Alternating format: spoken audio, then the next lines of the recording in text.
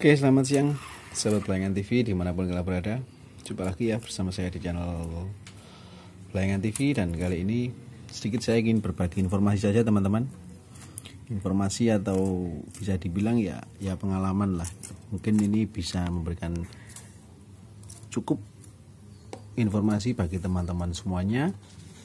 Ya seperti yang pernah saya upload di video sebelumnya teman-teman, yang saya ngombyok shogun itu ya, 2 ekor, yang satu trotol, yang satu ijoan.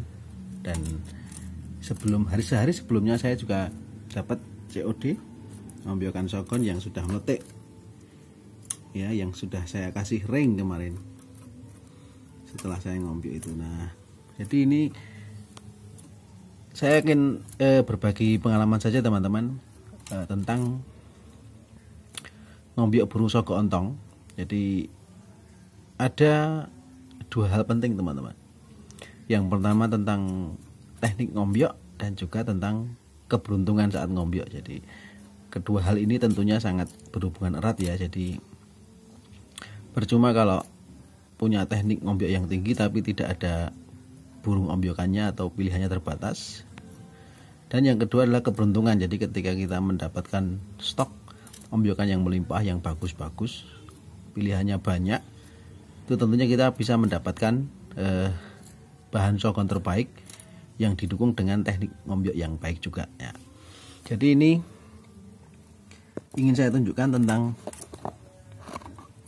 ciri shogun ijoan ombyokan yang bagus ya, seperti ini teman-teman. Kenapa bisa bilang bagus? Karena ini satu, dia mapan sekali teman-teman. Dia tidak gelabakan, dia tidak tidak giras banget ya. Jadi polanya itu cuma nangkring dari atas ke bawah gitu ya. Bisa dilihat tangan saya di belakangnya, dia turun ke bawah, lalu dia tenang, kemudian dia naik lagi seperti itu. Ini adalah salah satu ciri shogun bahan ijoan yang prospek. Yang kedua, kenapa saya bilang bagus? Karena ini posturnya sangat jingkring teman-teman. Jadi bisa dilihat ya, ketika dia berdiri, ini posturnya ini tinggi, cara berdirinya tegap, dan lihat kakinya teman-teman. Kakinya itu besar dan kuat sekali, terlihat kokoh gitu ya. Lalu dari segi paruh, nah ini paruhnya, ini paruh yang panjang dan melengkung. Kita mungkin bisa ambil dari angle yang dari samping ya, biar terlihat jelas. Nih ya, dia tidak gelabakan teman-teman ya. Itu kita lihat paruhnya itu dia panjang dan melengkung. Nah, polanya juga enak, polanya dia minum santai sekali, tenang gitu ya. Lalu dilihat juga dari sorot matanya teman-teman, bentuk mata dan sorotnya ya. Matanya itu besar dan dia tatapannya tajam sekali. Ini masih ijoan tapi meskipun masih ijoan tapi tatapannya sudah sangat serem gitu ya. Mentalnya bagus, tenang sekali ya. Ini kemudian satu lagi, ini mungkin keberuntungan ya, lebih dari keberuntungan. Jadi beruntungnya saya mendapatkan shogun ijoan bahan yang langsung doyan kroto teman-teman. Jadi sehari pagi saya beli, sore saya beli, kemudian esok harinya itu dia langsung doyan kroto. Tentunya ini merupakan keberuntungan ya. Karena apa? Karena tidak semua shogun itu mudah makan kroto atau doyan kroto. Ada teman-teman yang berbagi pengalaman tuh, shogun saya gacor tapi nggak mau EF, nggak doyan kroto, apalagi ulat kandang. Meskipun sudah diterapi berminggu-minggu, dicampur dengan susu, dicampur dengan air gula, dipatukin langsung ditempelkan ke paruhnya, itu juga tidak mau. Jadi ini salah satu keberuntungan juga. Kenapa saya katakan bahwa shogun ini merupakan prototipe gitu ya, atau contoh shogun ijoan bahan yang prospek ya, seperti ini. Lihat cara berdirinya ya, teman-teman bisa lihat sendiri ya. Kakinya itu besar teman-teman, panjang, besar. Ketika berdiri dia tegap. Kemudian paruh bagus, mata besar dan tajam. Bodinya teman-teman, lihat bodinya, postur tubuhnya itu panjang. Ini enggak ada ekornya ya teman-teman. Ini minusnya cuma di ekor. Jadi ekornya itu tercabut. Tapi kalau untuk ekor itu kan akan tumbuh seiring dengan pakan yang kita berikan. Semakin bagus pakannya, tentunya akan lebih cepat menumbuhkan ekor si sogok ontong ini. Jadi apalagi dia doyan kroto, ini akan sangat membantu sekali dalam percepatan pertumbuhan ekor. Ya, ini contoh hijauan prospek. Lalu apakah hijauan prospek ini bisa dikatakan sebagai keberuntungan atau dari bagian dari teknik ngombyok yang benar? Kalau menurut saya ini dua-duanya teman-teman. Jadi keberuntungan karena ada stok ngombyokan yang banyak dan ditambah dengan ilmu atau pengalaman dalam memilih sogok ontong bahan yang hijauan ya. Jadi ini belum keluar trotolnya teman-teman, tapi ini ciri-cirinya. Di atas kepala itu sudah ada bintik-bintik bulu hijau, tapi dia ada beberapa bintik-bintik gitu ya, seperti trotol, tapi itu bukan bulu metalik ya, tapi itu calon metalik. Jadi kalau kita memahami sogok ontong yang full metalik, itu biasanya ngeblok hitamnya itu dari bawah paruh ke bawah sampai ke dada, dan nopeng di sebagian kepala dan juga mata. Nah ini kalau kita perhatikan hijauan ini dari atas ya, misalnya ya, nih. ya olah ya. Nah itu di bagian atas tuh sudah ada bintik-bintik hijau tua ya. Mungkin itu nanti ketika full matte dia akan berubah menjadi hitam atau menjadi bulu metalik.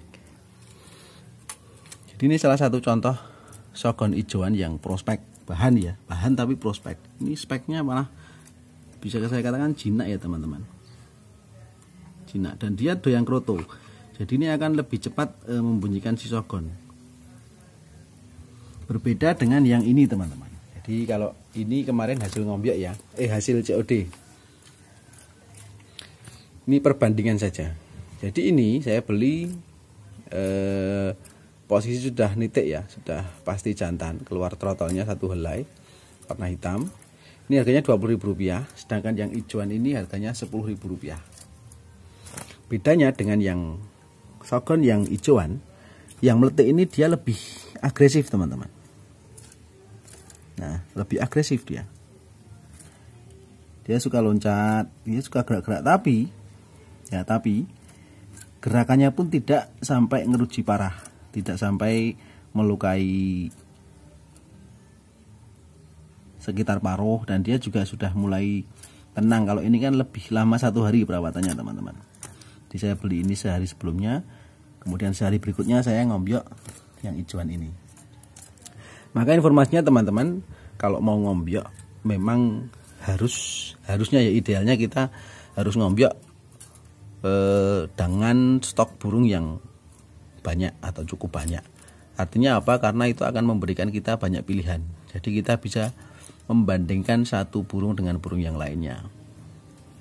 Kalau ini kan COD, ini kan cuma hanya ada satu ini. Nah, kemarin saya belinya, kenapa saya beli? Karena ini terlihat tidak bundas ya, dan dia sudah pasti jantan, dan dia matanya juga tajam teman-teman. Meskipun posturnya kalau dibandingkan dengan yang hijauan ini masih kalah lah. Kalau yang hijauan ini memang dia benar-benar panjang dan jingkring tinggi gitu ya.